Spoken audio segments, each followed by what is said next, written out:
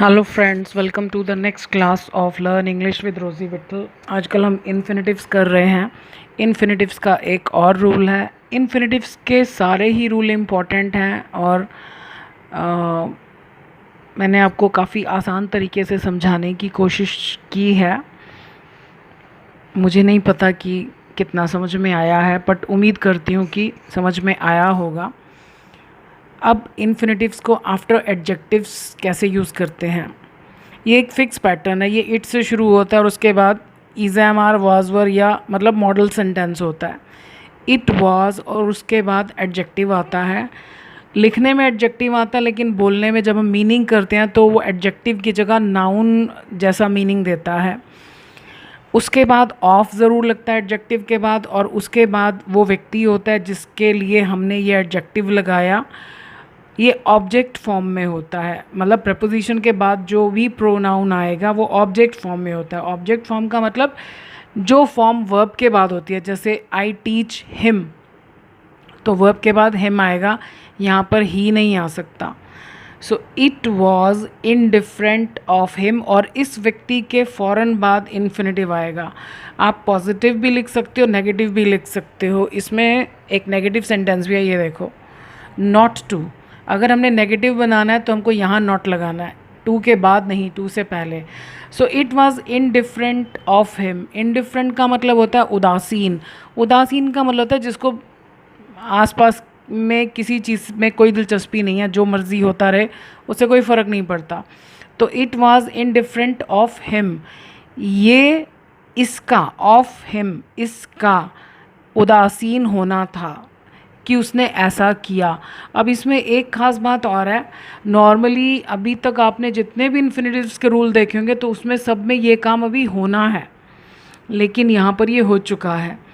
It was indifferent या बार बार होता है, डिपेंड करता है कि हमारा पहला वाला कौन सा टेंस है। So it was indifferent of him, तो ये उसका उदासीन होना था। To ignore the problems of his family, कि अपने परिवार की समस्याओं को इग्नोर करना मीन्स उसने अपने परिवार की समस्याओं को इग्नोर किया, तो ये चीज़ उसका इनडिफरेंट होना दिखाती है, मतलब ये उसकी उदासीनता है। अब मैंने आपको बताया इनडिफरेंट का मतलब उदासीन होता है, लेकिन जब हम मीनिंग करते हैं तो बहुत बार ऐसे बोला जाता है कि ये उसकी उदासीनता थी कि उसने अपने परिवार की समस्याओं को इग्नोर कर दिया। लेकिन हम जब इंग्लिश में लिखेंगे तो उदासीनता नहीं, उदासीन एडजेक्टिव लिखेंगे। It is lively of you, ये जो मैंने अंडरलाइन किया ना, ये फिक्स्ड है कि एडजेक्टिव लगाना है, उसके बाद आपको ऑफ ज़रूर लगाना है, उसके बाद आपको वो व्यक्ति ऑब्जेक्ट फॉर्म में लिखना है। ये वाले जो सेंटेंसेस होते हैं स्पोकन में कैसे यूज़ होते हैं, जैसे हम किसी को कहते हैं कि आप कितने दयालु हो, आप कितने अच्छे हो, तो हम ना इट लगाते हैं ना वॉज लगाते हैं, सिंपली यहाँ पर लगाते हैं so lively of you, so nice of you, so kind of you. उसका मतलब यही होता है, पूरा सेंटेंस बोलने की ज़रूरत नहीं होती। हमें पता है कि किसी ने हमारा कोई काम किया तो हम कहते हैं सो काइंड ऑफ यू। जैसे हम कोई लाइन लगी है, हमने किसी को रिक्वेस्ट करी कि हमें देर हो रही है, तो उन्होंने हमें लाइन से पहले अटेंड किया, तो अब हम उनको जब थैंक यू बोलते हैं तो हम कहते हैं इट ऐसे भी बोल सकते हैं, it was very kind of you, it was very considerate of you, या सिंपली इतना भी बोल देते हैं सो कंसिडरेट ऑफ यू। मतलब ये आपका दयालुपन है कि आगे वाला काम तो पता ही है दोनों पार्टीज़ को कि किसने किसके लिए क्या किया, तो वो बोलने की ज़रूरत नहीं होती। सो kind of you, so nice of you. It is lively of you, lively का मतलब होता है जिंदा दिल, तो यहाँ पर ये तुम्हारा जिंदा दिल होना है, यानी ये तुम्हारी जिंदा दिली है। To make every party enjoyable, कि हर पार्टी को इन्जॉयबल बना देना।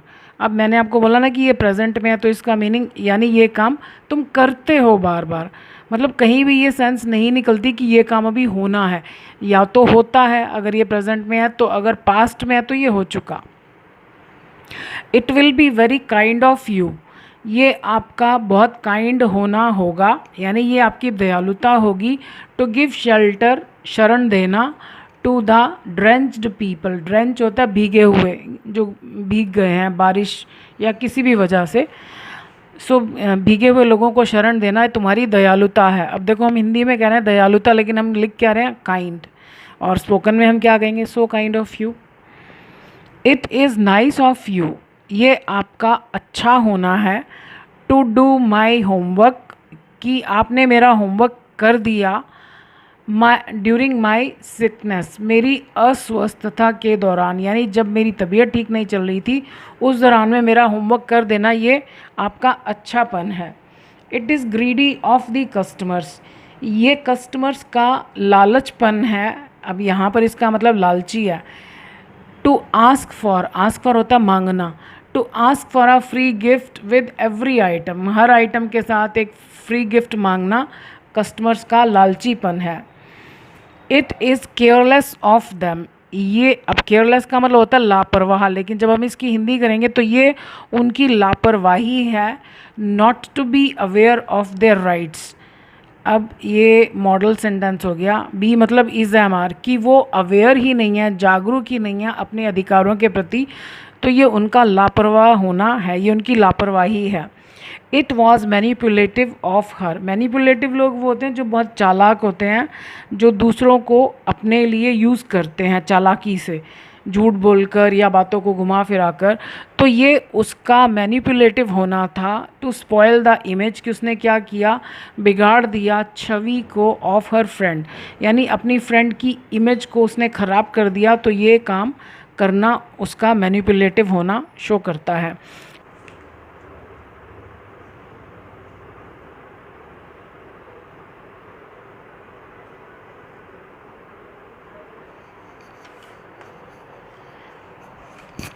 It is gracious of God, gracious होता है कृपालु, जो कृपा से भरा हुआ है। So it is gracious of God, ये भगवान का कृपालु होना है। टू बी मर्सीफुल, कि वो मर्सीफुल हैं, दयावान हैं। टू हिज चिल्ड्रन, अपने बच्चों के प्रति। कौन किसके लिए कैसा है, वी यूज़ टू प्रपोजिशन, जैसे हम कहते हैं she is very kind to me, she is very soft to me, she is very loving to me, she is very caring to me, for me नहीं। अब ये हिज कैपिटल क्यों आया, क्योंकि ये हमने गॉड के लिए यूज़ किया। तो ये भगवान का कृपालु होना है कि वो अपने बच्चों के प्रति, यानी हम इंसानों के प्रति मर्सीफुल हैं, दयावान हैं।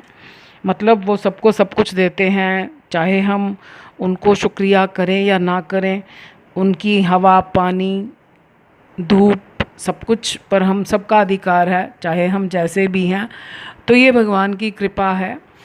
कुछ लोग उनके बारे में उल्टा सीधा भी बोलते होंगे, तो भी भगवान उनसे इन चीज़ों को नहीं छीनते। इंसानों के लिए तो कोई कुछ बुरा बोले तो हम उस पर ऑब्जेक्शन करते हैं, और जो हमारी ताकत में होता है हम उसके खिलाफ़ करते हैं। लेकिन ये भगवान का कृपालु होना है कि वो अपने सारे बच्चों के प्रति मर्सीफुल हैं, दयावान हैं। सो आज के लिए इतना ही। I wish you all the best. Thank you.